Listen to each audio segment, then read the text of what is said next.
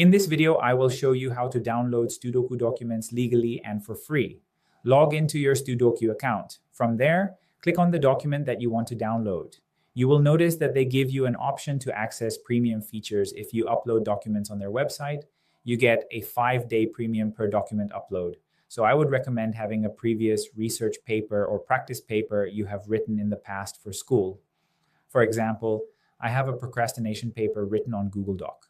You will want to save the paper into PDF format by clicking on File, then Download, and choose PDF.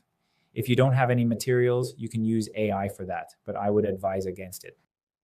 Next, go back to Studocu. Upload your document here. Click on the Submit Document button when it's done, and you will have to put that in the correct category. Go ahead and fill in the necessary details of your document and provide a description for it as well. Once you are done, click on Next. Your document will be reviewed. You can now actually download documents, so go back to your profile and pick any document you need to download. Then click on the green Download button up top. You will be taken to the PDF file. Click on the icon here to download the PDF. You can do this for as many documents as you want. Thanks for watching.